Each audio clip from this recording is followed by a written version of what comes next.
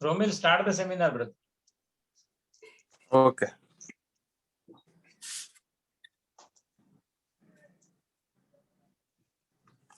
Good evening to all. I welcome today's speaker CA Brijesh Thakur, Convener CA BK Javda, and Deputy Convener CA Chintan Thakur, and all participants in the 36th study circle meeting for the topic of technical analysis of the Finance Bill 2022 with for the indirect taxes. Now I request CA BK Javda for the opening remarks of today's seminar. Thank you, Romil bhai, and welcome Brijesh bhai and all our fraternity members. As we know, this time is the budget where there are maximum changes in indirect taxes rather than the direct taxes. And as we know, our own expert Brijesh bhai is available to share the technical analysis on the budget 2022. And there are very welcome changes. Certain changes are going to be a little bit difficult for us to apply. But yes, they are important for certain reasons to avoid just bogus billing and all. So in detail, Brijesh bhai will explain all such nitty-gritties of the budget. And I am definitely sure that all the members will get a good benefit of this seminar. So thank you, Brijesh bhai, for sparing your time and giving us immediate session for your seminar. So thank you. Back to Romi. Thank you, Javaji. Now I request CA Darshit Sejani for the introduction of today's faculty, CA Brijesh Thakur. Thank you, Romil bhai. Welcome, Brijesh sir. Am I audible to you? Romil Yes. bhai? Yes. I think this is second many times CA Brijesh sir deliver our lecture to our Gandhinagar CP study circle. So I think every member will get the help whenever they require in the field of the indirect taxes, particularly GST, and does not require any kind of introduction because he is our familiar and he is our own BSR. But still, as a part of my formality, I will introduce. Introduction of BSR is like as follows. CA Brijesh Thakur sir is a clear CA in the year of 2007. He is a national ranker holder in CA examination. He worked with the LOT and ENY. He is expert in the areas of indirect taxes, IFRS, and accounting standards. He has addressed more than 150 seminars, conference on the GST for chartered accountants, tax practitioners, and revenue officers. He has authored 2 books on the GST, which is widely used by professionals. His main area of work is GST litigations and consultancy. He has successfully represented clients in the appellate proceedings in the Gujarat, Rajasthan, Karnataka. He gives written opinion on GST matters to clients of many chartered accountants. He regularly contributes articles to magazines, Karvera Salakar, and TMI, a renowned taxation portal used by the professional across the India. Recently, he represented the clients of one of the CA at Gujarat Authority for advance ruling, and in this ruling of advance authority of ruling, reversed its earlier stand on the same issue. This ruling is also reported on the TMI. With this, welcome for our Gandhinagar CP study circle, and now I would like to request, and also I want to add one thing. I was the student of the CA Brijesh sir and trained under him. So welcome sir, and now I would like to request Mr. Romil Bhai to carry out our further program. Thank you, Darshit. Now, not taking much of time, I hand over virtual platform to the CA Brijesh Thakur for the start of the seminar. Thank you very much, Chavda Sahib, Romil, Darshit. Let's start the topic today. As the study circle is just like a family, so let's keep it informal. And શાંતિથી એકદમ logically sequence to sequence we will understand the things. And if you have any question, what we can do is in between you can ask the question. So I will try to answer those questions. एक काम करते हैं हम लोग कि इसकी जो language है हिंदी में रखते हैं ताकि everyone will be comfortable with it. ठीक है? Is it okay? Yeah. Okay. So जब भी बजट आता है as far as indirect taxes और जीएसटी इज कंसर्न, जीएसटी जब शुरू में इम्प्लीमेंट हुआ तो हमको ऐसा लगा कि काफी सारी चीजें डेलीगेटेड लेजिस्लेशन के थ्रू इम्प्लीमेंट हो रही है, विच मीन्स कि GST council will recommend something and government on the basis of the recommendation of GST council will notify certain changes and then after the changes will be implemented. तो as far as GST is concerned हमको ऐसा लगता था कि budget का इतना importance GST act के लिए नहीं है, बिकॉज जीएसटी एक्ट में चेंजेस जो होते हैं उसमें ज्यादातर जगह पर इन ज्यादातर प्रोविजंस they have mentioned कि on the recommendation of GST council government can notify. In many of the sections this sentence is written. तो हमारा अर्लियर ओपिनियन ऐसा बनता था कि भाई जीएसटी में बजट का क्या काम है, but this opinion got changed from 2021 and again in 2022 major changes made. एक दूसरी दिक्कत ये है जीएसटी में बजट के रिलेटेड कि जब तक ये बजट के चेंजेस इंप्लीमेंट होते हैं, नोटिफाई होते हैं, तब तक सारे चेंजेस हम भूल जाते हैं. Actually this is the situation. Income tax की तरीके से यहाँ पर नहीं है कि भाई 1 अप्रैल से ये सारे चेंजेस इंप्लीमेंट हो जाएंगे, ऐसा नहीं है. बिकॉज ये जो बिल पार्लियामेंट में पास होगा उसके बाद में हर एक असेंबली को भी अपने एसजीएसटी एक्ट को अमेंड करने पड़ेंगे, और वो जब अमेंड होंगे उसके बाद दिस सेक्शंस और the provisions of this finance bill can be notified. और जब वो नोटिफाई होंगे, यस यस रोमिल, और जब वो नोटिफाई होंगे only then it will be implemented. आप सबको पता होगा शायद कि बजट 2021 के ज्यादातर चेंजेस इंप्लीमेंट हुए हैं 1 जनवरी 2022 से. जैसे हम लोग क्लॉज ए सेक्शन 16 सबसेक्शन 2 का ले, या काफी सारे चेंजेस है कि जिसका डिस्कशन हम लोगों ने पिछले साल के बजट के टाइम पे किया था कि ये चेंजेस है. पिछले साल का बजट आया फरवरी 2021 में, तो after 11 months these changes are implemented. Most of the changes implemented after 11 months. So we are expecting कि same situation यहाँ पर भी होगी. अभी ये जो changes हम लोग discuss करेंगे they are proposed changes, ये कोई implemented changes नहीं है. इसके बाद में जैसे जैसे इसके clauses और sections notify होंगे, हो सकता है अलग अलग तारीख को अलग अलग sections notify हो. उन तारीखों से ये सारे changes implement हो रहे हैं ऐसा हम लोग बोल सकते हैं. बट स्टिल क्या प्रपोजल्स हैं वो समझना हमारे लिए इंपॉर्टेंट है. That's why this session will become important. GST में ऐसा होता है कि पहले जब बजट आता है तब हम लोग उसका डिस्कशन करते हैं, फिर वो जब एक्चुअली पास होता है तब ये चेंजेस आए ऐसा हम लोग डिस्कस करते हैं, फिर एक्चुअली जब वो इम्प्लीमेंट होता है तब हमको याद आता है कि हाँ ऐसे चेंजेस इन लोगों ने किए थे, अब इसको इम्प्लीमेंट कर रहे हैं. So at present we are at the first stage कि दिस आर द प्रपोजल्स. ये प्रपोजल्स है सारे. कौन कौन सी सेक्शंस में अमेंडमेंट्स प्रपोज हुए हैं और उनके क्या क्या इंटेंशंस हैं और उसकी क्या क्या इंपैक्ट होगी, इतनी चीजें हमको डिस्कस करनी है आज के सेशन में. एक तो इंटेंशन इन लोगों का ये है कि गवर्नमेंट से जो जो गलतियां हुई हैं जीएसटी एक्ट को ठीक से इंप्लीमेंट करने में, उसको लॉ में अमेंडमेंट के थ्रू ये रेक्टिफाई कर रहा है. फर्स्ट थिंग, क्योंकि काफी सारे केसेस में ये आर्ग्यूमेंट की जा रही है कि भाई पेरेंट लेजिस्लेशन में ऐसी कंडीशन या रेस्ट्रिक्शन है ही नहीं, और आपने as a rule through notification ऐसी कंडीशन इंप्लीमेंट कर दी है. सो पेरेंट लेजिस्लेशन को डेलीगेटेड लेजिस्लेशन ओवरराइड नहीं कर सकता. ये आर्ग्यूमेंट काफी सारे केसेस में हुई, काफी सारे केसेस में कोर्ट ने इन आर्ग्यूमेंट्स को एक्सेप्ट किया. काफी सारी रिट पिटिशंस अभी भी काफी हाई कोर्ट्स में पेंडिंग है इसी केसेस के ऊपर. तो इसको एक मिटिगेट करने की कोशिश गवर्नमेंट ने की है कि भाई डेलीगेटेड लेजिस्लेशन को छोड़ो, हम लोग पेरेंट लेजिस्लेशन को ही बदल देते हैं और वहां से पावर डायरेक्टली डिराइव कर रहे हैं हम लोग. तो ये एक कोशिश की जा रही है गवर्नमेंट की तरफ से. दूसरी चीज ये है कि कुछ कंप्लायंसेस को थोड़ा सिंपल बनाना, और जो फ्रॉडुलेंट आईटीसी के रिफंड के और ऐसे केसेस हुए हैं वो कम हो जाए. आईटीसी के रिलेटेड काफी सारे चेंजेस वो इंप्लीमेंट कर रहे हैं, तो इस चीज को भी हमको देखना है.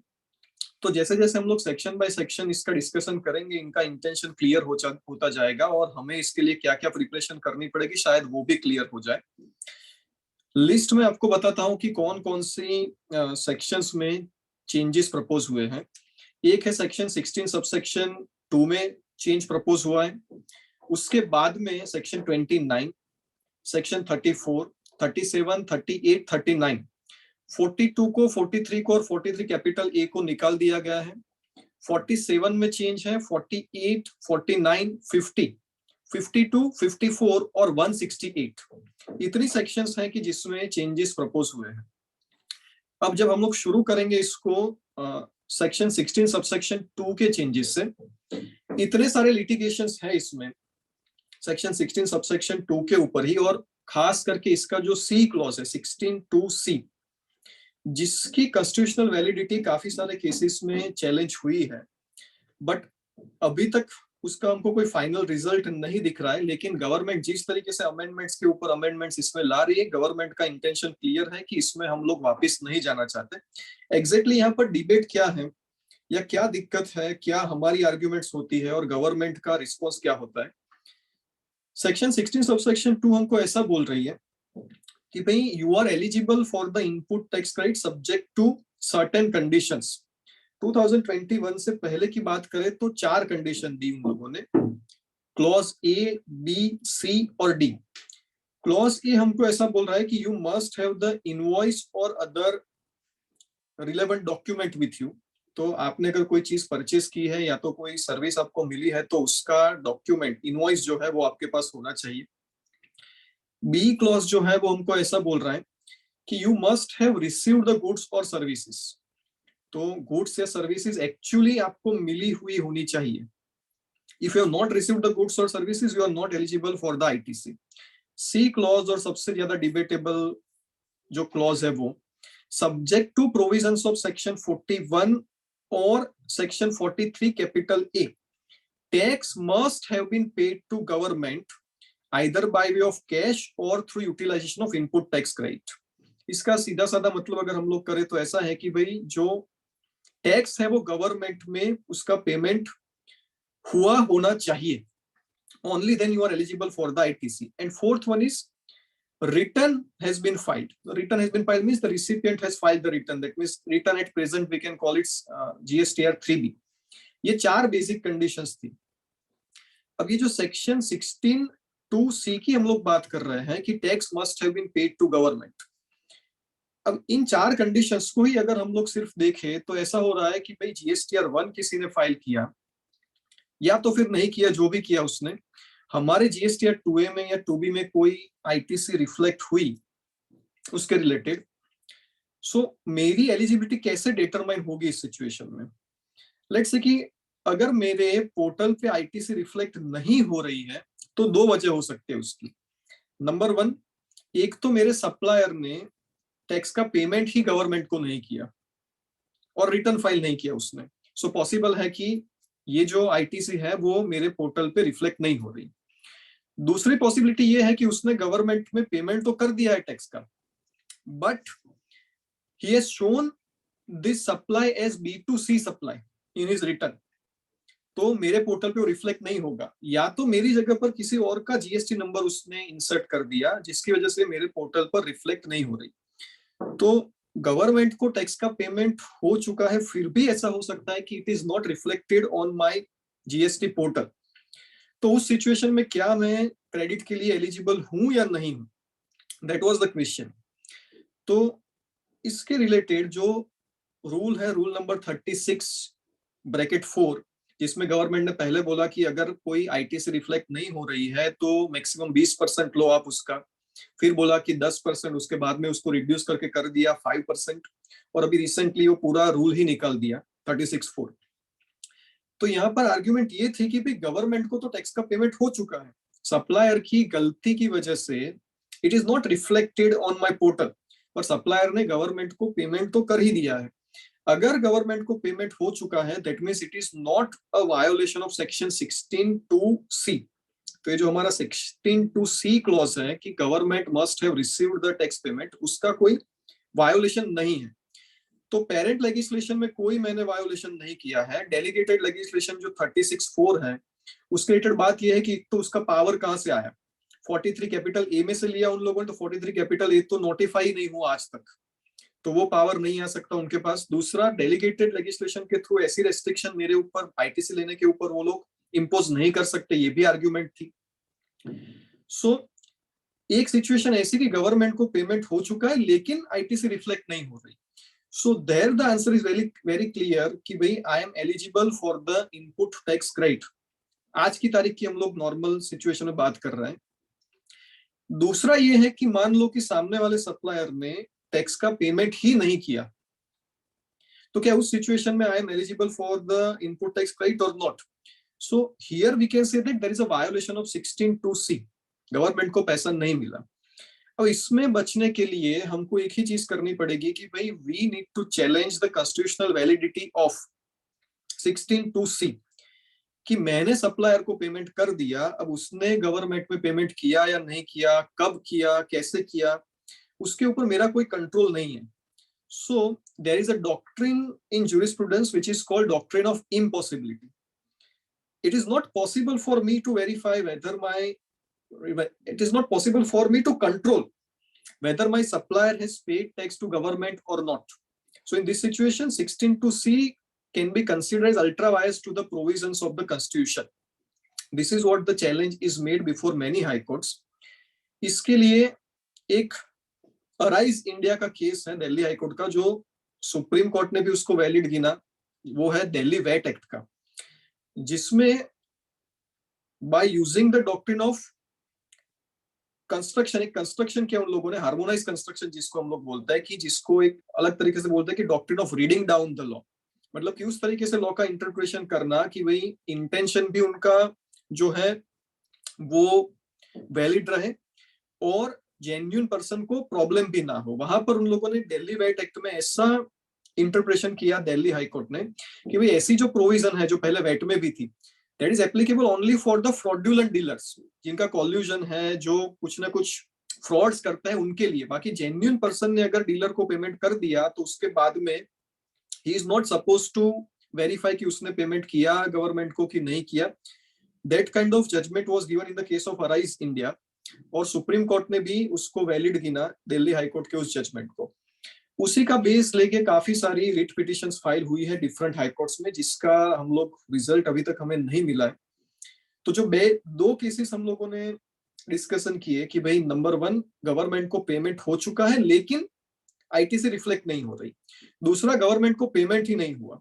इसमें जो फर्स्ट केस का आर्ग्यूमेंट था हमारे पास कि भाई पेरेंट लेजिस्लेशन में ऐसी कोई प्रोविजन ही नहीं है कि भाई आईटीसी रिफ्लेक्ट होगी तो ही आप आईटीसी ले सकते हैं।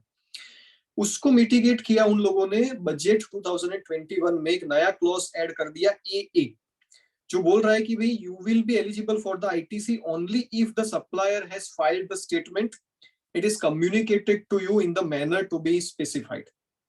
तो इसका सीधा साधा मतलब ये हुआ कि सप्लायर ने उसका GSTR 1 भरा और आपके पोर्टल पे वो रिफ्लेक्ट हुई ITC, only then and then you are eligible for the input tax credit. तो ये 5वीं कंडीशन जो है वो इन लोगों ने इंपोज की in the parent legislation itself in finance act 2021, और ये जो प्रोविजन है वो एप्लीकेबल हुई है 1 जनवरी 2022 से।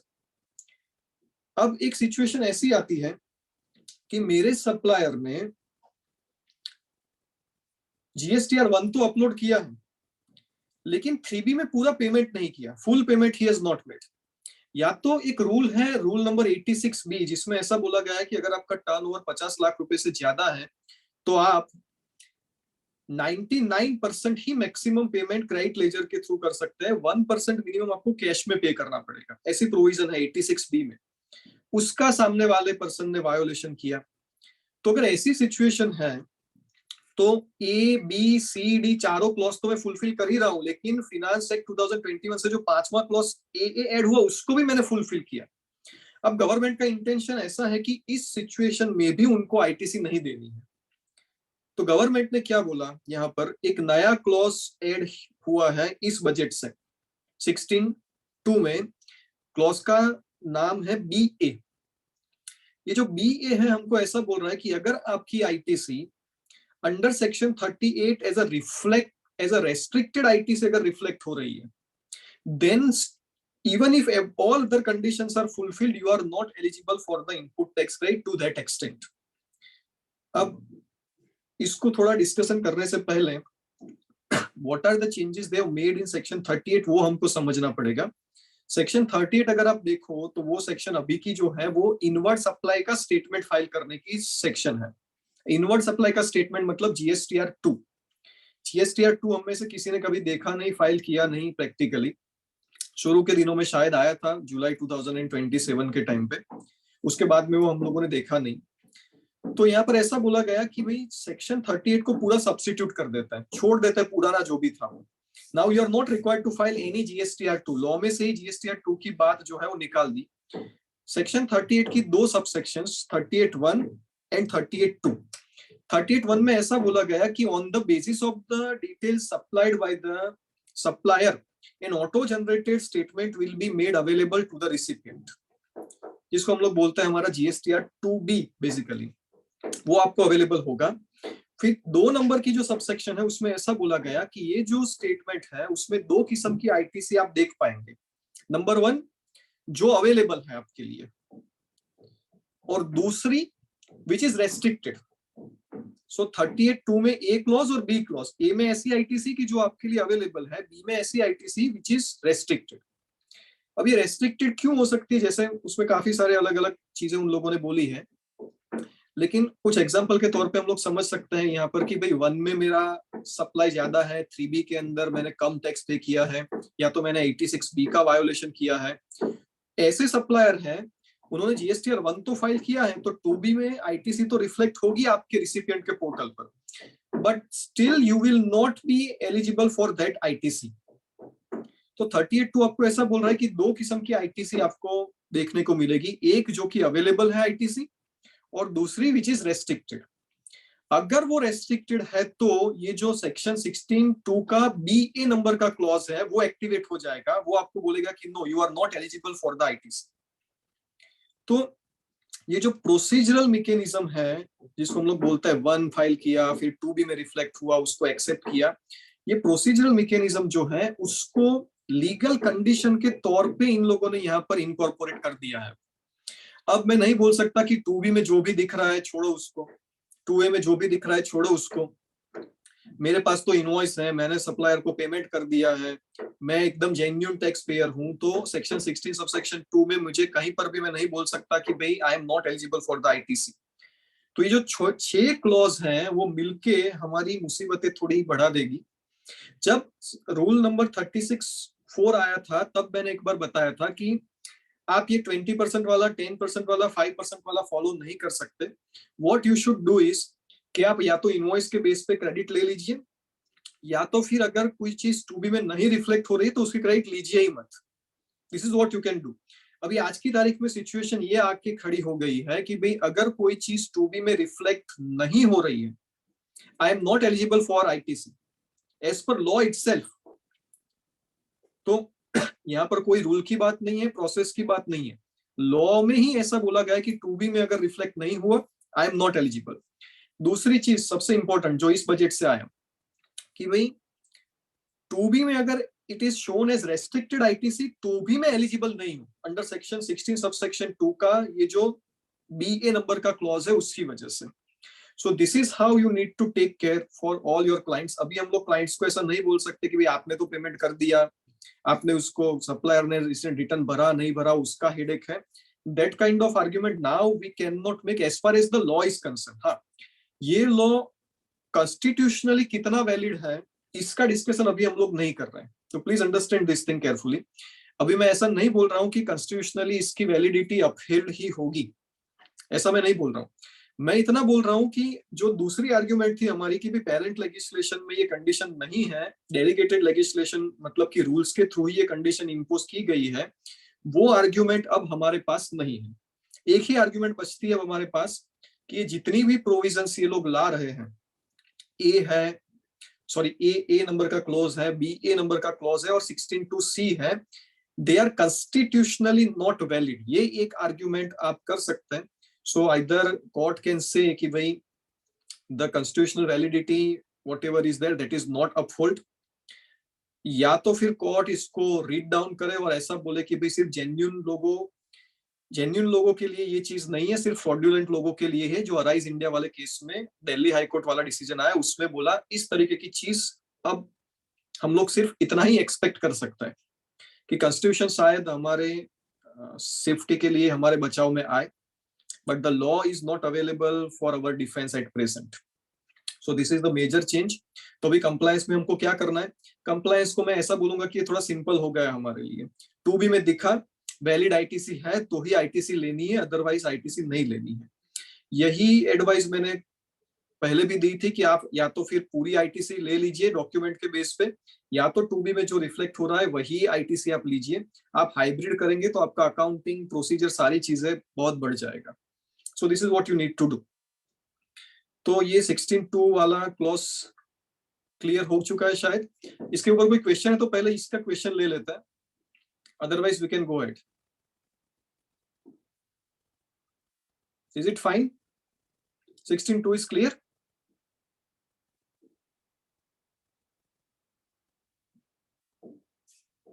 Okay, I assume that it is clear. Okay. Okay. 16(2)(c) number का जो क्लोज है जिसमें आपको मैंने बताया कि भाई सब्जेक्ट टू सेक्शन 41 और 43 कैपिटल ए, इस तरीके से ये सेक्शन स्टार्ट होती है। When the payment of tax is made to government, only then you are eligible for ITC. उसमें जो 43 कैपिटल ए का रेफरेंस था उसको निकाल दिया गया है। रीजन इज वेरी क्लियर कि 43 कैपिटल ए जो है उसी को ओमिट कर दिया गया है इस बजट में। ये 43 कैपिटल ए की भी हिस्ट्री इंटरेस्टिंग है। 42 और 43 नंबर की सेक्शन है जो मैचिंग मैकेनिज्म की बात करती थी, बहुत लंबी सेक्शन, काफी सारी सबसेक्शंस उसके अंदर। सबसेक्शन 10, 11 तक शायद ये सबसेक्शंस जाती थी दोनों में, 42, 43 दोनों में।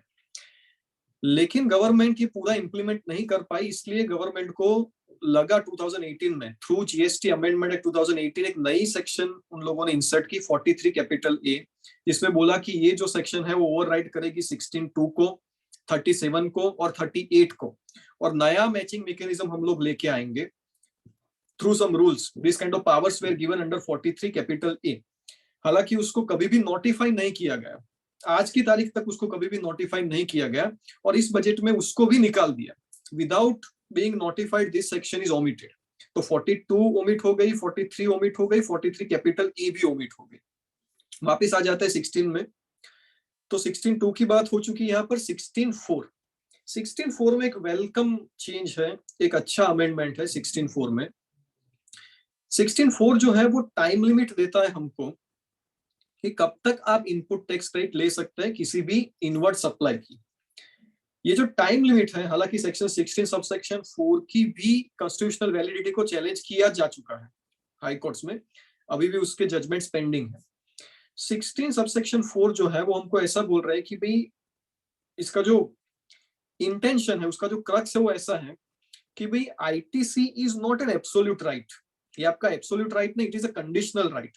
एक किस्म का कंसेशन गवर्नमेंट आपको दे रही है, कोई आपका राइट नहीं है जो आप हर बार जाके उस गवर्नमेंट के पास से मांग सकते हैं। It is always subject to conditions and limitation of period.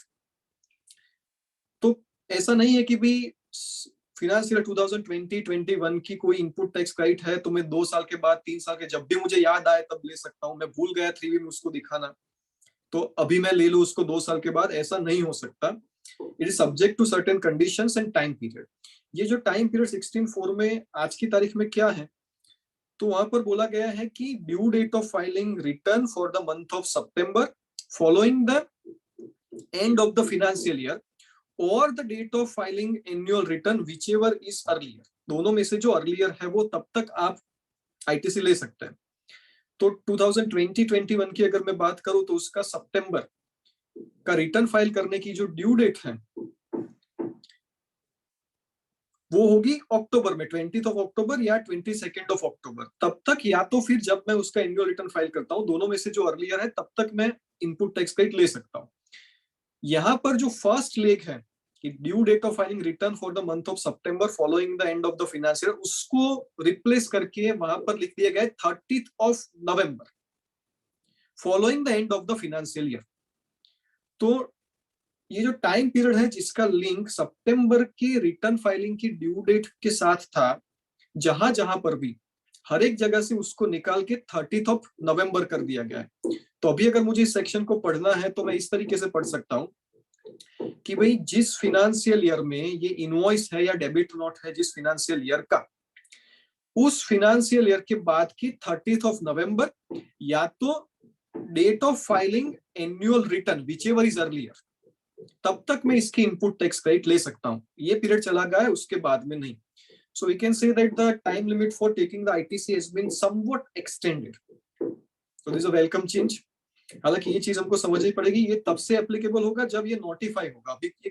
अभी जो भी डिस्कशन हम लोग कर रहे हैं उसमें से कुछ भी नोटिफाई नहीं हुआ है, और नियर फ्यूचर में नेक्स्ट 1-2 महीने में इसको नोटिफाई होने के भी चांसेस बहुत कम है। ये थोड़े समय के बाद ही नोटिफाई होगा, अलग अलग तारीख को अलग अलग चीजें नोटिफाई हो सकती है। तो 16(4) में ये चेंज है। उसके बाद का जो चेंज है वो section 29 subsection 2 cancellation of registration. हम लोग सब ये दिक्कतें फेस कर रहे हैं कैंसलेशन ऑफ रजिस्ट्रेशन की। इसमें 2 क्लॉजेस हैं, बी और सी, जिसमें चेंज है। 29 subsection 2 clause B and clause C. Clause B जो है वो उन लोगों के लिए है जो कंपोजिशन स्कीम में टैक्स पे कर रहे हैं, सेक्शन 10 में टैक्स पे कर रहे हैं। वहां पर आज की तारीख में क्लॉज ऐसा है कि if you are not filing the return consecutively for 3 tax periods, then the proper officer is having a power to cancel your registration. अब यहाँ पर जो consecutive 3 tax period है उसको निकाल दिया उन लोगों ने, और अच्छी चीज ये की कि इसको लिंक कर दिया एनुअल रिटर्न के साथ। यहाँ पर ऐसा बोला गया कि भाई एनुअल जो जिस फिनेंशियल ईयर का रिटर्न है उसकी ड्यू डेट है, उस ड्यू डेट से 3 महीने तक अगर आपने रिटर्न फाइल नहीं किया, then your registration may be liable to be cancelled by the GST officer. तो जो फिनेंशियल ईयर का रिटर्न है उसकी ड्यू डेट से 3 महीने तक अगर हमने रिटर्न फाइल नहीं किया, then the registration is liable to be cancelled by the GST officer. C जो क्लॉज है उसमें फिर से हमारे हाथ बांधने की कोशिश है, क्योंकि ऐसे ऐसे रीजंस देके या इतना पीरियड के लिए 1 महीने का मैंने रिटर्न फाइल नहीं किया, 2 महीने का रिटर्न फाइल नहीं किया, कुछ मिसमैच चीजें ऐसी चीजें हैं जिसमें कैंसलेशन के ऑर्डर्स आ जाते हैं। जो सी क्लॉज है वो उन लोगों के लिए एप्लीकेबल है जो सेक्शन 10 में टैक्स पे नहीं कर रहे हैं, मतलब कि कंपोजिशन टैक्स पेयर्स नहीं है। वो अगर कॉन्जिक्यूटिवली 6 महीने तक रिटर्न फाइल नहीं करते, 6 महीने का रिटर्न फाइल नहीं करते हैं, then the registration is liable to be cancelled by the GST officer. This is the provision. यहाँ पर उन लोगों ने कोशिश ऐसी की है कि भाई ये 6 महीने का जो पीरियड है which is given in the law, उसको हम लोग लॉ में से निकाल देते हैं और ये पावर दे देते हैं गवर्नमेंट को।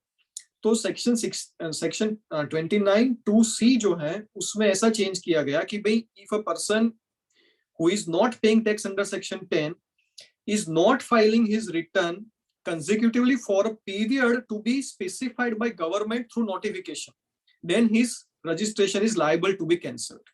तो यहाँ पर भी पावर को डेलीगेट कर दिया है गवर्नमेंट को, government can issue notification for this. So this is the change in section 29 subsection 2।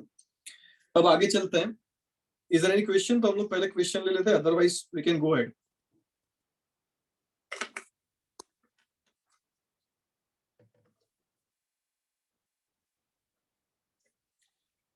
Okay, तो 2 सेक्शन की बात की हम लोगों ने, 16(2) और 29(2). अब 34 subsection 2।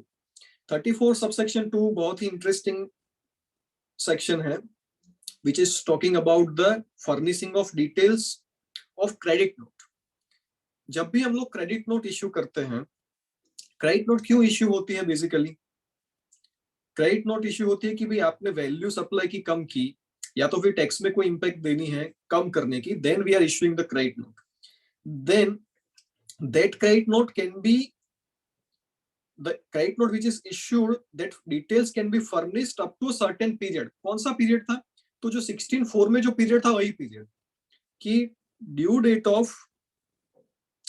Of filing return for the month of September following the end of the financial year or the date of filing annual return whichever is earlier. यहाँ पर भी due date of filing return for the month of September following the end of the financial year की जगह पर 30th नवंबर following the end of the financial year कर दिया गया है। एक चीज आप सब लोग नोट कर सकते हैं कि जहां जहां पर भी due date of filing return for the month of September following the end of the financial year था, हर एक जगह पर इसको निकाल के 30th of November following the end of the financial year कर दिया गया है। तो ये क्रेडिट नोट की डिटेल फर्निश करने की टाइम लिमिट भी हम लोग बोल सकते हैं कि एक्सटेंड हुई है। शायद हम लोगों ने पहले डिस्कस किया है कि नहीं, आई डोंट नो, पर 34 सबसेक्शन 2 बहुत ही ज्यादा बेनिफिशियल हो सकती है आईटीसी को बाद में पास ऑन करने के लिए। हालांकि एक बहुत ही अलग डिबेट या डिस्कशन का इश्यू है ये, I don't know whether we have discuss this और नॉट, पर बजट के अंदर इतना चेंज है कि इसकी जो डिटेल फर्निश करनी है हमको, उसकी डेट को एक्सटेंड कर दिया गया है up to 30th of November। This is 34 subsection 2। इसके बाद में 37, 38 और 39 इन सेक्शंस में जो अमेंडमेंट है उसको थोड़ा हम लोगों को कंबाइनली देखना पड़ेगा। एक तो 42, 43 और 43 कैपिटल ए को निकाल दिया गया। इसका साफ मतलब ये हुआ कि उनका जो मैचिंग का कॉन्सेप्ट था कि भाई मैं जीएसटीआर 1 भरूं, फिर वो जीएसटीआर 2A के तौर पे दिखे रिसिपिएंट के वहां पर, फिर वो ऐड, डिलीट, मॉडिफाई ऐसा कुछ करे, एक्सेप्ट करे। फिर उसने अगर कुछ मॉडिफिकेशन किए तो जीएसटीआर 1 मेरा जो है वो जीएसटीआर 1A बन जाए, उसको मैं एक्सेप्ट या रिजेक्ट करूं। फिर वो अपना जीएसटीआर 2 फाइल करे, फिर ऑटो जनरेटेड जीएसटीआर 3 बने और हम दोनों उसको फाइल करें। ऐसी जो बातें थी शुरू में जो कभी भी इंप्लीमेंट नहीं हो पाई, उसको by omission of this 42, 43 and 43 capital A इसको छोड़ ही दिया गया है। इसको अभी हम लोगों को पूरी तरीके से भूल जाना है आफ्टर इट इज नोटिफाइड। तो जो ओमिशन है इसका, इन सेक्शंस का, इसका इम्पैक्ट क्या होगा? इसका इम्पैक्ट ये हो जाएगा कि अभी हम लोग जो कर रहे हैं जीएसटीआर 1 फाइलिंग या GSTR 3B filing, GSTR 2B के स्टेटमेंट के ऊपर से आईटीसी का एक्सेप्टेंस या रिजेक्शन जो भी है, ये सब अब बन जाएगी वैलिड लीगल प्रोसीजर। ये कोई मिड गैप अरेंजमेंट अब नहीं रहा है। पहले हम लोग ऐसा बोलते थे कि ये जो आपका 2B की बात कर रहे हैं आप, या तो 3B की बात कर रहे हैं आप, ये सारी की सारी चीजें पहले लॉ में इंटेंशन था ही नहीं इनका लाने का। ये तो आपके नेटवर्क ने आपको साथ नहीं दिया, नेटवर्क ने सपोर्ट नहीं किया, इसकी वजह से आपने मिड गैप अरेंजमेंट के तौर पे आप ये सब कुछ लेके आए हैं। लेकिन अब ये पूरी सिस्टम चेंज हो गई। 42, 43, 43 कैपिटल ए को ही निकाल दिया गया। इसका मतलब ये है कि मैचिंग को हम लोग भूल जाएंगे। करना क्या है? करना इतना है कि सेक्शन 37 में ऐसा बोला गया कि subject to certain conditions and restrictions, मतलब कि जो कंडीशन या रेस्ट्रिक्शन डालने के पावर है इसको एक्ट में इनकॉर्पोरेट कर दिया गया। दूसरा 37 के अंदर बोला गया कि भाई जो आप अमेंडमेंट करना चाहते हैं अपने जीएसटीआर 1 में, 37 मतलब जीएसटीआर 1, वो आप कब तक कर सकते हैं? तो पहले भी वही पीरियड था, सब due date of filing return for the month of September following the end of the financial year और the date of filing annual return whichever is earlier. इसको भी कर दिया गया है 30th of November। फिर बोला गया है कि अगर आपके प्रीवियस पीरियड्स की कोई रिटर्न्स बाकी है then you are not eligible to file current periods return. लेकिन गवर्नमेंट कुछ सिचुएशन में on the recommendation of GST council ऐसा रिलैक्सेशन दे सकती है कि इन लोगों के लिए अगर प्रीवियस पीरियड्स के रिटर्न्स पेंडिंग है तो भी they can furnish this details. Corresponding effect इन लोगों ने 39 में भी दी। 39 में एक ऐसा चेंज किया है इन लोगों ने कि भाई जो नॉन रेसिडेंट टैक्स पेयर है, जो नॉन रेसिडेंट टैक्स पेयर है वो कब तक फाइल करता था अपना रिटर्न? तो 20th of the following month from the end of the relevant month, तो जो भी महीना है उसके बाद की 20th तक, इसको उन लोगों ने रिड्यूस करके 13th कर दिया। तो यहाँ पर 20 तारीख नहीं लेकिन 13 तारीख एप्लीकेबल होगी for the non resident tax payer. फिर 39 के अंदर चेंज ये हुआ कि यहाँ पर भी आप अमेंडमेंट कब तक कर सकते हैं? अमेंडमेंट का मतलब होता है normally the details whatever is furnished that is required to be change. Let's say we are not revising the return, only the amendment, वो भी 30 नवंबर तक कर दिया। Due date of filing return for the month of September following the end of the financial year वाली चीज निकल गई यहाँ पर से भी। यहाँ पर ऐसा भी बोला गया कि अगर आपने 37(1) वाली डिटेल फाइल नहीं की है और प्रीवियस पीरियड के रिटर्न फाइल नहीं किए हैं, then you are not eligible to file the return for the current tax period. ये चीज भी सेक्शन 39 के अंदर डाल दी गई। तो ये जितनी भी चीजें यहाँ से एंड को निकाला, और को निकाला, रेस्ट्रिक्शन, कंडीशन वर्ड के साथ साथ रेस्ट्रिक्शन वर्ड भी ऐड किया, सब जगह पर इंटेंशन एक ही है कि अभी हम लोग जो कर रहे हैं 1, 2B, 3B, ये वैलिड लीगल प्रोसीजर हो जाए, आप और कोई आर्ग्यूमेंट ना कर पाओ इस जगह पर, और कोई ऐसी आर्ग्यूमेंट ना कर पाए कि भाई ये रेस्ट्रिक्शन डालने का पावर कहाँ है। तो कंडीशन वर्ड के साथ साथ रेस्ट्रिक्शन वर्ड भी लॉ में इनकॉर्पोरेट कर दिया गया है। So this are the changes in the return filing mechanism. Return filing mechanism में इतने चेंजेस हैं। अब 39 के बाद हम लोग चलते हैं एक और इंटरेस्टिंग जो अमेंडमेंट प्रपोज हुआ है उसकी तरफ, about the interest on wrong availment and utilization of input tax credit.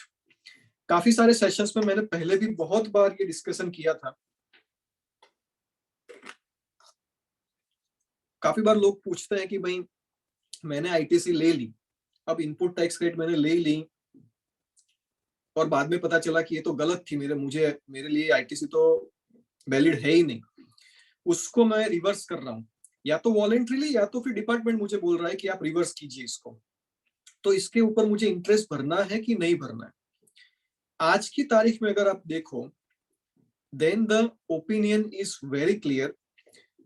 Section 41 में या सेक्शन 50 में जो इंटरेस्ट की बात कर रहा है, कहीं पर भी ऐसी प्रोविजन नहीं है कि if you have availed and utilized, यहाँ पर अवेलमेंट और यूटिलाइजेशन का भी झगड़ा है लेकिन उसको हाल फिलहाल के लिए भूल जाते हैं।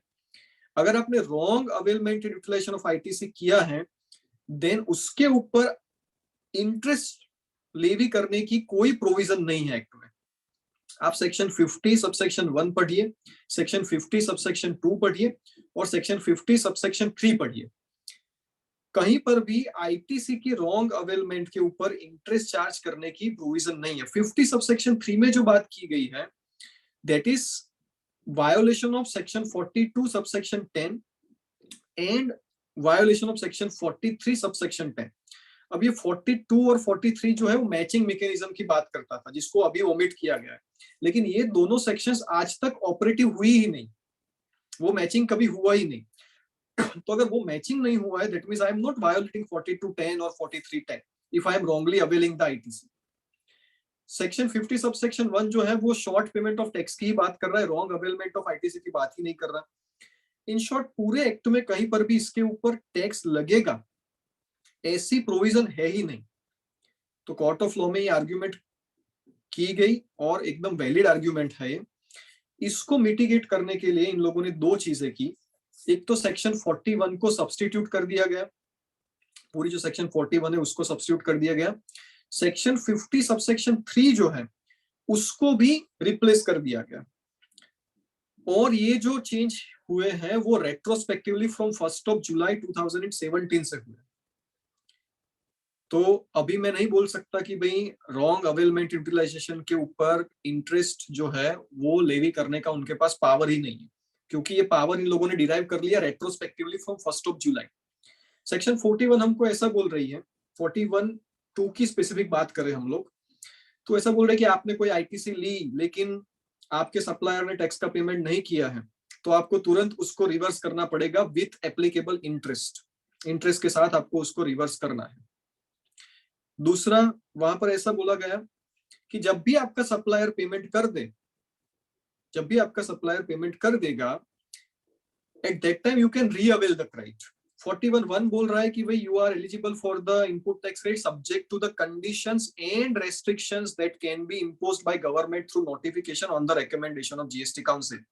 तो आईटीसी लेने के ऊपर जो रेस्ट्रिक्शंस है या कंडीशन है वो लगाने के पावर्स भी 41(1) से उन लोगों ने डिराइव कर लिए। अभी सेक्शन 50 सबसेक्शन 3 को चेंज कर दिया गया, जहां पर 4210 और 4310 के रेफरेंस को निकाल दिया गया और बोला गया कि if you have availed and utilized input tax credit wrongly, then you are required to pay interest at the rate to be notified not exceeding 24%. तो ये जो बात थी कि भाई हमारे पास पावर नहीं है इंटरेस्ट लेवी करने के, wrong availment and utilization of ITC के, उसको भी यहाँ पर ठीक कर दिया गया है।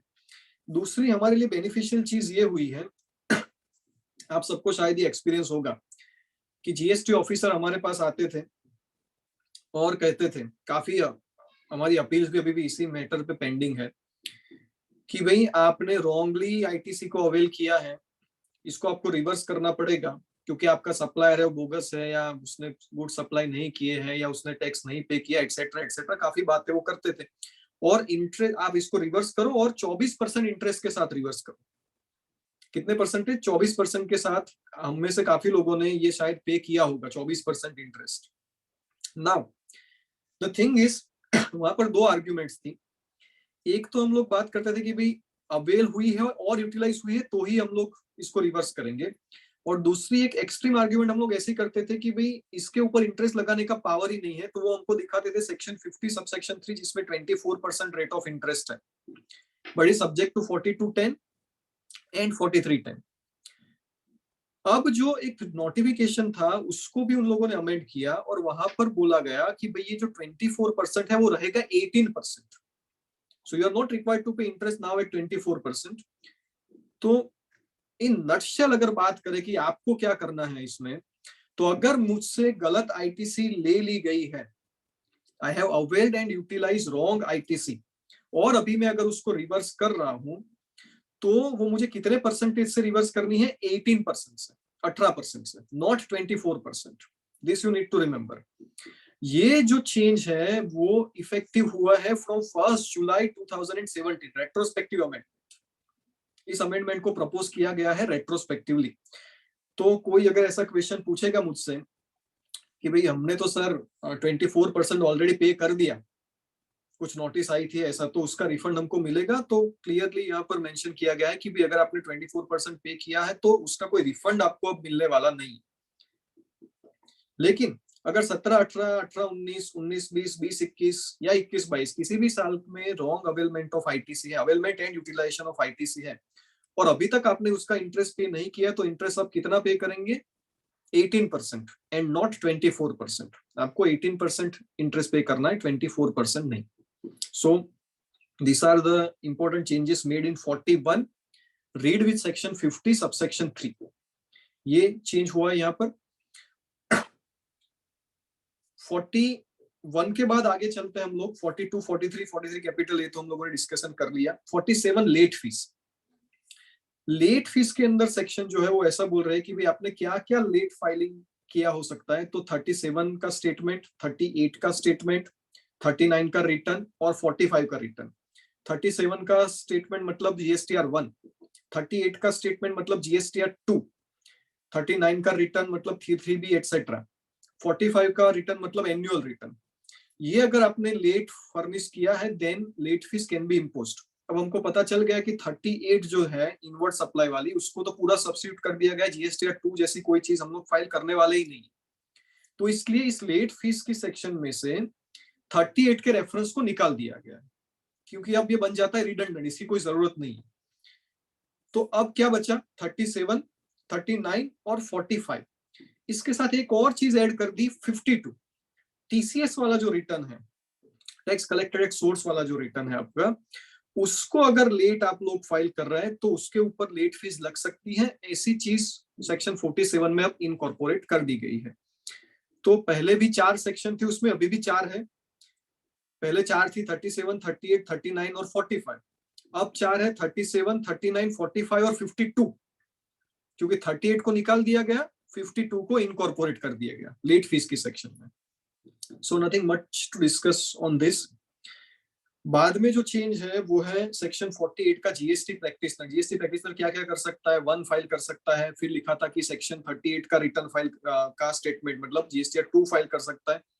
अब जैसे हमने बात की कि भाई जीएसटीआर 2 तो है ही नहीं, तो जीएसटी प्रैक्टिशनर कैसे जीएसटीआर 2 फाइल करेगा? 38 वाली चीज को यहाँ पर लिखने का कोई मतलब नहीं है, यहाँ पर भी रिडंडेंट बन जाता है। तो यहाँ पर से भी 38 के रेफरेंस को ओमिट कर दिया गया है। ये 48 का अमेंडमेंट। सेक्शन 49 का जो अमेंडमेंट है पेमेंट ऑफ टैक्स वाला, ये थोड़ा इंपॉर्टेंट है। इसमें एक अच्छी चीज की है इन लोगों ने एक तो सबसे पहली चीज तो कंडीशन के साथ साथ वर्ड ऐड कर दिया रेस्ट्रिक्शन, कि आपका जो क्रेडिट लेजर कैश लेजर है जिसके थ्रू आप पेमेंट करते हैं उस it may be made subject to certain conditions, ऐसा तो था, बट रेस्ट्रिक्शन वर्ड भी उसके साथ ऐड कर दिया गया। अच्छी चीज क्या की, तो सेक्शन 49 सबसेक्शन 10 में अब ऐसा बोला गया है कि one person can transfer the balance of his cash ledger to another person. एक पर्सन अपने कैश लेजर का जो बैलेंस है उसमें जो टैक्स है, इंटरेस्ट है, पेनल्टी है, ये जो सारी चीजें हैं, that can be transferred, that balance can be transferred to another person. लेकिन कंडीशन क्या है, कंडीशन यहाँ पर सबसे पहली ये है, जो लॉ में कंडीशन लिखी है वो, कि ये दोनों पर्सन एक ही पान में रजिस्टर्ड होने चाहिए। We can say they are distinct person under section 25(4) और 25(5). मतलब कि अलग अलग स्टेट में है या तो एक ही स्टेट में, लेकिन एक ही पान में अलग अलग रजिस्ट्रेशन मैंने लिए हैं। तो मान लीजिए कि भाई एक ब्रांच मेरी गांधीनगर में है, एक वडोदरा में है, तो वडोदरा वाले का अलग रजिस्ट्रेशन है लेकिन सेम पान में है। तो गांधीनगर में जो मेरे पास कैश बैलेंस है, कैश लेजर का balance, that I can transfer to the Vadodara branch cash ledger subject to certain other conditions that may be prescribed by government afterwards through notification, and it will be treated, जो मैंने transfer किया, it will be treated as refund। ये refund के तौर पे उसको treat किया जाएगा। एग्जैक्ट किस प्रोसीजर से ये सारी चीजें होगी वो तो जब नोटिफिकेशन आएगा, पहले तो इस सेक्शन को नोटिफाई किया जाएगा, फिर प्रोसीजर के लिए नोटिफिकेशन आएगा, तब हमको पता चलेगा कि एग्जैक्टली ये चीजें कैसे होगी। दूसरी चीज यहाँ पर ये बोली गई है कि अगर आपके लायबिलिटी लेजर में कोई लायबिलिटी पेंडिंग है, then this transfer is not allowed, तो ये ट्रांसफर आप नहीं कर सकते। That is well and good. 11 नंबर तक सबसेक्शन थी 49 में, 12 नंबर की एक और सबसेक्शन ऐड कर दी गई।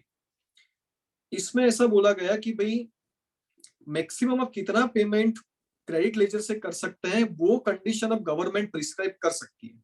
आपको याद होगा कि वो कंडीशन तो उन लोगों ने 2020 में प्रिस्क्राइब की है, रूल नंबर 86 कैपिटल बी, जिसमें ऐसा बोला गया कि 50 लाख तक का अगर मेरा एनुअल टर्नओवर है तो maximum 99% I can pay through credit ledger, 1% तो मिनिमम मुझे कैश लेजर से पे करना ही पड़ेगा। उसमें कुछ लोगों को रिलैक्सेशन है। तो सबसे बड़ी बात ये आई कि भाई पेमेंट ऑफ टैक्स है वो तो सेक्शन 49 से आ रहा है, और आपने ऐसी कंडीशन कहां से, रूल नंबर 86 बी नंबर का रूल जो आप लेके आए हैं, ऐसे पावर कहां से लेके आए आप, ये पावर्स नहीं है। तो ऐसी ट्रेजेडी है कि पावर का यूज पहले हो गया, अब पावर बाद में आ रहा है।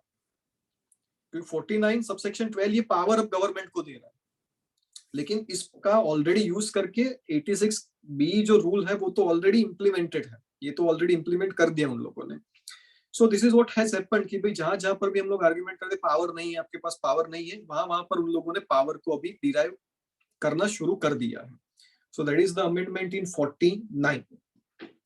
अब 49 के बाद 50 की तो ऑलरेडी हम लोगों ने बात कर ली, इंटरेस्ट की। 52 जो टीसीएस वाला रिटर्न है, वहां पर भी था कि भी अमेंड कब तक कर सकते हैं, तो due date of filing return for the month of September following the end of the financial year और the date of filing annual return whichever is earlier.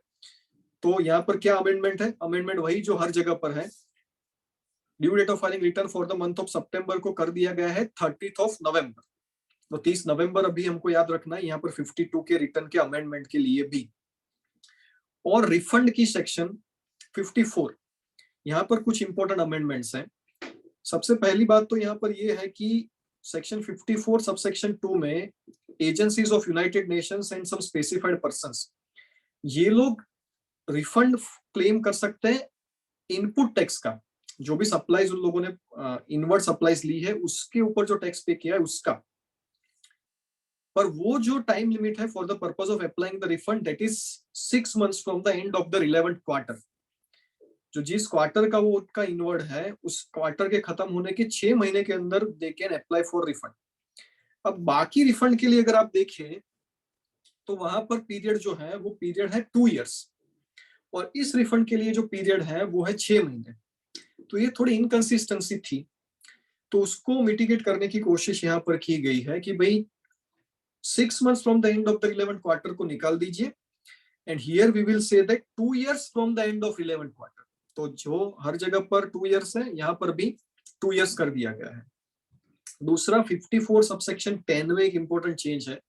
5410 आपको ऐसा बोल रहा है कि if you are applying refund under section 54 subsection 3, मतलब आपकी ITC का refund, and your previous periods returns are pending to be filed और some tax dues are pending, तो उस सिचुएशन में the proper officer, that means the GST officer, can withhold your refund, वो आपके refund को withhold कर सकता है, और he can deduct this dues from the refund which is payable to you. तो आपको जो रिफंड पेएबल हो रहा है, आपका जो रिफंड की एलिजिबिलिटी है, उसमें से इस डिमांड को वो डिडक्ट करके पेमेंट कर सकता है। ऐसी सेक्शन है सेक्शन 54 सबसेक्शन 10। लेकिन यहाँ पर जो शुरू हो रहा है कि if the refund is applied under section 54(3), 54(3 मतलब आईटीसी के रिफंड की बात है 54(3 में, बाकी सारे रिफंड की बात नहीं।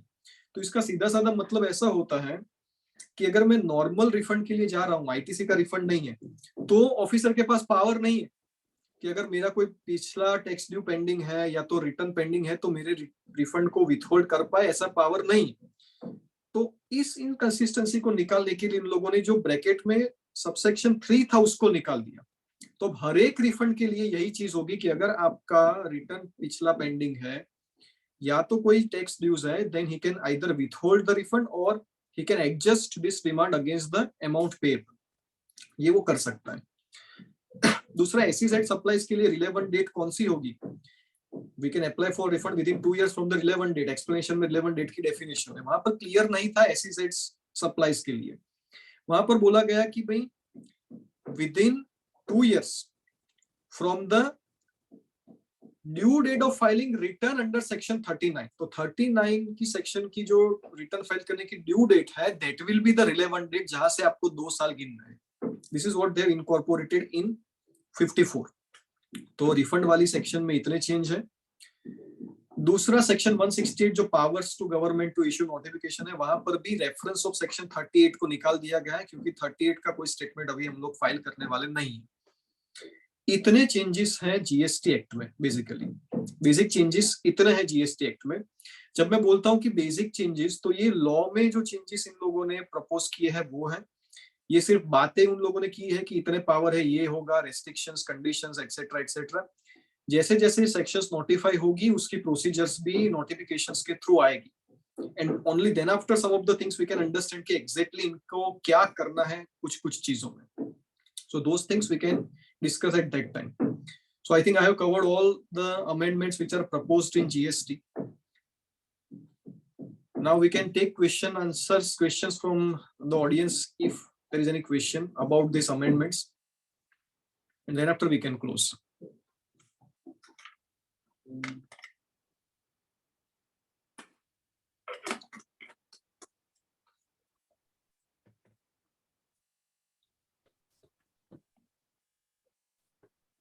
બ્રિજેશ, રિફંડની જે ચેન્જીસ છે ફરીથી એક વખત રિપીટ થઈ શકે? હા, રિફંડમાં એક તો 54(2) વાળું છે, યુનાઇટેડ નેશન ઓર્ગેનાઇઝેશન ને આવી એજન્સીઝ જે છે એ લોકો જે રિફંડ માંગે છે 6 મહિનાની ટાઈમ લિમિટ હતી, ભાઈ 6 મહિના, બીજી બધી જગ્યાએ 2 વર્ષની ટાઈમ લિમિટ છે, તો એમને ઇનજસ્ટિસ હતું એક પ્રકારનું, તો એને 6 મહિનાની જગ્યાએ વધારીને 2 વર્ષ કરી દીધું, પહેલું એ। પછી 54(10) માં એવું હતું કે ભાઈ તમારા કોઈ પાસ ડ્યુઝ પેન્ડિંગ હોય અથવા પાસ રિટર્ન્સ ફાઇલ નથી કર્યા તમે, એવું કંઈ હોય તો ઓફિસર જે છે વિથહોલ્ડ કરી લે તમારું રિફંડ, અથવા તો જે તમારી જૂની ડિમાન્ડ છે એને આની સામે સેટ ઓફ કરી દે, જે રિફંડ તમને આપવાનું છે એની સામે। પણ ત્યાં એવું લખ્યું હતું કે રિફંડ અંડર સેક્શન 54(3), એટલે 54(3) આપણે જોઈએ તો ઇનપુટ વાળું રિફંડ છે એની જ વાત હતી, ખાલી આઈટીસી નું રિફંડ। બીજા નોર્મલ રિફંડ છે, કેશ લેજરનું રિફંડ કે એની અધર રીઝન વાળું રિફંડ, ઘણા બધા અલગ અલગ પ્રકારના રિફંડ છે, એ બધા રિફંડમાં એની પાસે પાવર જ નથી, કારણ કે 54(10) માં લખ્યું છે if the refund is under section 54(3). તો એમણે શું કર્યું, 54(3) કાઢી નાખ્યું। એનો મતલબ એમ થયું કે તમામ રિફંડ માટે અગર આપણા પાસ ડ્યુઝ કોઈ પેન્ડિંગ છે તો એ લોકો વિથહોલ્ડ કરી લેશે રિફંડને, અથવા તો એડજસ્ટ કરી લેશે। અને SEZ સપ્લાઈઝમાં ક્લેરિટી નથી કે રિલેવન્ટ ડેટ કઈ ગણવી, 2 વર્ષ ગણવા માટે રિલેવન્ટ ડેટ કઈ ગણવાની એની અંદર, એટલે ક્લેરિટી ના હોય એટલે છેલ્લા ક્લોઝમાં આવે, છેલ્લા ક્લોઝમાં પેમેન્ટ ઓફ ટેક્સ થી ગણાય। તો એની જગ્યાએ એમણે શું કર્યું કે જે નોર્મલ પ્રોવિઝન છે 54(3) માં અગર આપણે રિફંડ ફાઇલ કરવું હોય તો કઈ તારીખથી 2 વર્ષ ગણાય, તો કે સેક્શન 39 નું રિટર્ન ફાઇલ કરવાની જે ડ્યુ ડેટ છે ત્યારથી 2 વર્ષ ગણવાના। એ જ ડેટ આના માટે પણ એપ્લિકેબલ કરી, SEZ માટે પણ. એટલે SEZ સપ્લાયમાં પણ રિફંડ ક્યારે ફાઇલ કરી શકીએ? 2 વર્ષ ક્યારથી સ્ટાર્ટ કરવાના? The due date of filing return under section 39 થી. આટલા ચેન્જ એમણે કર્યા 54 માં.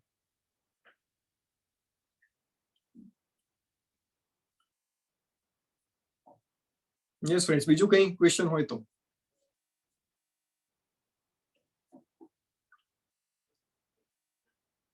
Okay then, should we close? પૂરા 2 કલાક લઈ શકાય એટલા બધા અમેન્ડમેન્ટ્સ નથી, અને બહુ ડિટેલમાં ડિસ્કશન કરતા કરતા પણ કલાક થાય. કોઈ જ ક્વેશ્ચન નથી એનો મતલબ તો બહુ સારું. જીએસટી માં કોઈ જ ક્વેશ્ચન ના હોય એવું તો I think. Hello sir Yes. Explanation જ એવી આપી છે ને તમે. અરે સર, મને એમ કે તમે હસો નહીં, તમે સાંભળતા નહીં, તમે ક્યાંક જતા રહ્યા લાગો છો. ના ના ભાઈ, હવે મેં કીધું બસ હવે કન્ક્લુઝન ટાઈમ છે તો ચલો લાઈવ થઈએ. બાકી લોકો સાહેબ અત્યારે તો તમને સાંભળવા હોય, તમને જોવા બ્રિજેશ સર, એક કન્ફ્યુઝન હતું. યસ, બોલો ને.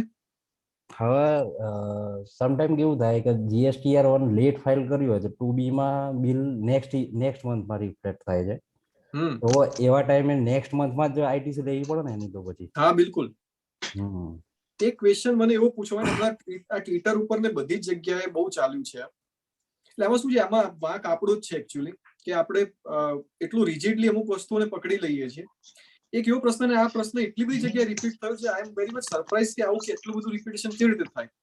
એક પર્સન એવું પૂછે છે કે ભાઈ મેં જૂન મહિનામાં કોઈ પરચેસ કર્યું, લેટ્સ સે, અને ગુડ્સ મને મળે જુલાઈમાં. એટલે પેલો સપ્લાયર જે છે એને શું કર્યું હશે, જૂન મહિનાનું GSTR1 ફાઇલ કર્યું, એમાં એને GSTR1 માં બતાવ્યું હશે, એટલે મારા જૂન મહિનાના 2B માં જ દેખાય. પણ 16(2)B પ્રમાણે હું એલિજિબલ નથી ITC માટે, કારણ કે ગુડ્સ તો મને જુલાઈમાં મળ્યા. એટલે હું શું કરું છું, ITC એક્સેપ્ટ નથી કરતો. બરાબર. હવે જુલાઈ મહિનાનું જયારે રિટર્ન ફાઇલ કરીશું ત્યારે શું થશે કે જુલાઈ મહિનાના GSTR2B માં તો ITC દેખાતી નહીં હોય, કારણ કે તો જૂનમાં હતી. Correct or not? એટલે જુલાઈનું જયારે રિટર્ન ફાઇલ કરું ત્યારે હું ITC ને એડ કરું છું. એ ITC ને એડ કરું એટલે તરત મને ઓટો પોપ્યુલેટ વોર્નિંગ આપશે કે તમારા 2B કરતા તમે વધારે ITC લઈ રહ્યા છો. રાઈટ. એને and your registration is liable to be cancelled એવી વોર્નિંગ આપશે સિસ્ટમ. કરેક્ટ. તો અહીંયા પ્રશ્ન એમને એવો ઉભો થાય કે શું કરવું આવી સિચ્યુએશનની અંદર. હવે આનો આઈ ડોન્ટ નો કે આનો શું જવાબ આપવો. આનો જવાબ બહુ ક્લિયર છે કે તમે શું કરી શકો. લીગલી તમે you are eligible for the ITC. ગયા મહિનાની ITC જે તમારી છે તમે આ મહિને લઈ રહ્યા છો. સિસ્ટમને જે વોર્નિંગ આપ્યું એ આપવા દો. See, આમાં we cannot avoid issuance of the show cause notices or auto populate notices. આપણા ડોક્યુમેન્ટેશન નું અને આ બધી વસ્તુનું ઇમ્પોર્ટન્સ બહુ જ વધી જશે GST માં. જે કદાચ GST આવ્યું ત્યારથી હું કહી રહ્યો છું કે ડોક્યુમેન્ટેશન અને અકાઉન્ટિંગ નું બહુ જ ઇમ્પોર્ટન્સ વધશે, અકાઉન્ટન્ટ્સ નું ઇમ્પોર્ટન્સ વધશે. પણ તમારે એટલું જ બતાવવાનું કે ભાઈ મારા જૂન મહિનાની જે પરચેસ છે જુલાઈમાં રિસીવ થઈ છે, એટલે જૂનમાં મેં નથી લીધી, અથવા તો જૂનમાં કોઈ પણ બીજા રીઝનથી પણ નથી, જુલાઈમાં તો હું લઈ જ શકું છું. સિસ્ટમને વોર્નિંગ આપવા દો, ઓટો પોપ્યુલેટ જે વોર્નિંગ આપે. અને રૂલ નંબર 21 કેપિટલ A માં તમારો નંબર કોઈ કારણોસર સસ્પેન્ડ થઈ પણ જાય તો બહુ ચિંતા કરવા જેવું નથી. એમાં you can simply reply online કે ધીસ આર ધ રીઝન્સ. હા, પણ અગર જેન્યુઅન એ લોકોની આર્ગ્યુમેન્ટ હશે કે ભાઈ હા તમારું GSTR2B ને GSTR3B મેચ નથી થતું, અને 1 પેલાનું ને તમારો 1 માં તમે વધારે બતાવ્યું છે, 3B માં ટેક્સ નથી ભર્યો, your registration is liable to be cancelled. એટલે આ બધી વસ્તુનું ખાસ ધ્યાન રાખવું પડશે આપણે બધાએ. પણ આવા જે કેસીસ છે જે તમે અત્યારે વાત કરી એવા કે ભાઈ આ રીતનું અગર થયું છે, then you are eligible for the ITC, there is no issue. એમાં વોર્નિંગ ને તમારે ઇગ્નોર કરવાની. વોર્નિંગ આટલી જ વસ્તુ કે લીગલી અને રૂલની રીતે અગર આપણે સાચા છીએ તો વોર્નિંગ આવે તો ઇગ્નોર કરો, નોટિસ આવે તો રિપ્લાય આપો. સિમ્પલ. સાહેબ સસ્પેન્ડ થઈ જાય એટલે તમે કીધું કે ઓનલાઈન રિપ્લાય આપી દેવાનો. સાહેબ ઓનલાઈન રિપ્લાય નું કયું સસ્પેન્શન દૂર થાય છે? ઓનલાઈન રિપ્લાય આપીએ તો કયું સસ્પેન્શન ક્લિયર થાય? હા, એટલે આમાં અલ્ટિમેટલી છે શું, અત્યારે તમે જોશો ને ઘણી બધી હાઈકોર્ટ અત્યારે બહુ હાર્શ લેંગ્વેજમાં GST ઓફિસને વાત કરી રહી છે. આમાં આખો દેશ કેવી રીતે ચાલે છે એનો પ્રશ્ન છે કે ભાઈ તમે ક્યાંક યુ ફીલ એગ્રીવડ તો તમે ગવર્મેન્ટ પાસે જઈ રહ્યા છો, ગવર્મેન્ટ થી સોલ્યુશન નથી આવતું તો તમે કોર્ટમાં જઈ રહ્યા છો. બધી વસ્તુ માટે તમે કોર્ટમાં ના આવી શકો એવું પણ કહેવાય છે. યુકે ના એક બહુ ફેમસ જજમેન્ટમાં કીધું બધી વસ્તુ માટે કોર્ટમાં ના આવો, અમુક વસ્તુ માટે ઇલેક્ટોરલ રાઇટ નો યુઝ કરો. એવી વાત છે. છેલ્લે ઇલેક્ટોરલ રાઇટ ની વાત આવે એટલે આપણે સેકન્ડ સ્ટેજમાં છીએ કે અમુક વસ્તુ એવી છે કે જ્યાં તમારે કોર્ટમાં જવું. સૌથી મોટી ટ્રેજેડી જે આજની તારીખમાં હું ફેસ કરી રહ્યો છું, જે મને લાગી રહી છે, ટ્રિબ્યુનલ નથી. એ છે સૌથી મોટી તકલીફ. જીએસટી એક્ટમાં સૌથી મોટી તકલીફ જે મને પોતાને લાગી રહી છે દેટ ઇઝ કે ટ્રિબ્યુનલ નથી. દરેક વસ્તુ માટે you can not go to high court.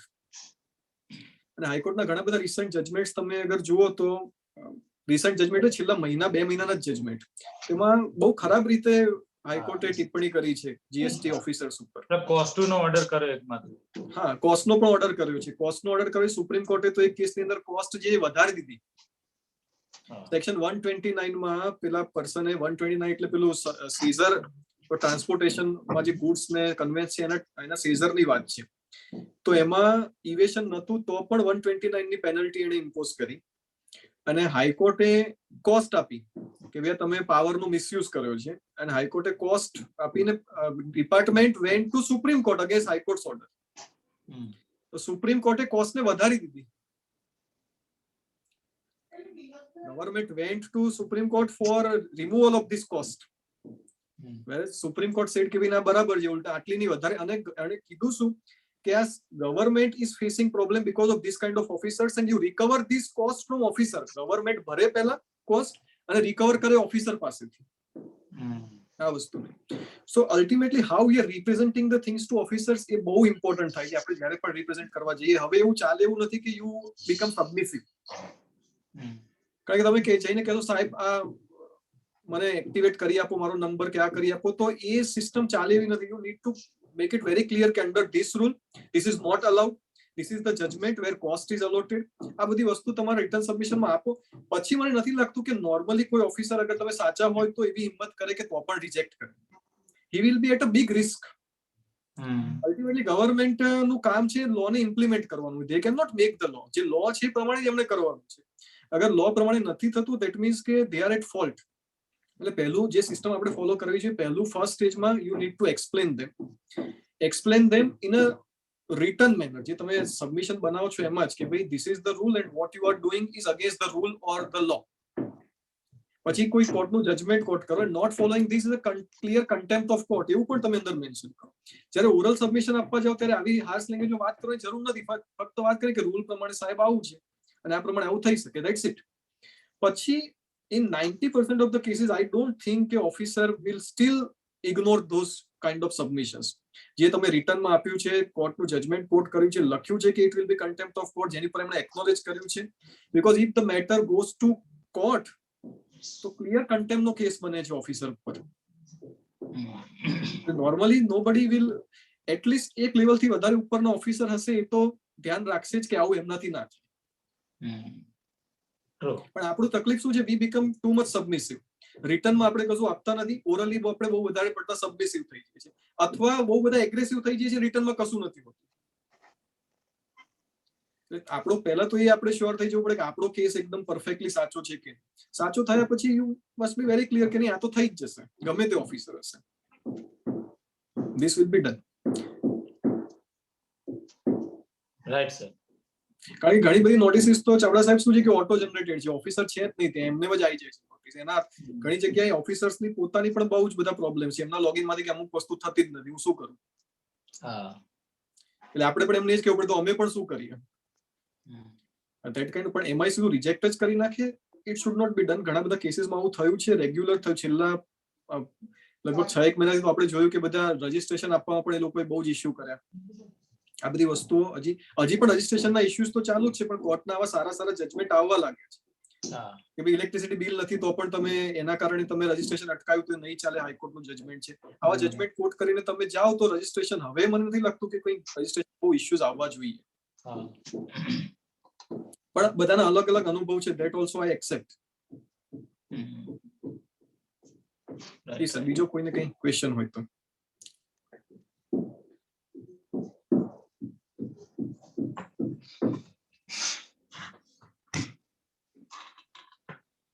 Umesh no question હતો, પતી ગયો ને ઉમેશ?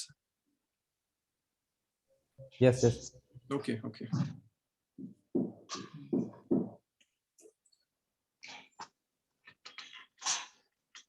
રાઈટ સર, જુઓ ને 5:30 6:30 જેવું થયું છે. Should we conclude? Yes, sir. Definitely. છે ચિંતનભાઈ? ચિંતનભાઈ 6:45 આવશે. રમેશભાઈ, બોલ ને ભાઈ, રમેશભાઈ બોલો બોલો. વોટ ઓફ થેન્ક્સ કરો ને ભાઈ.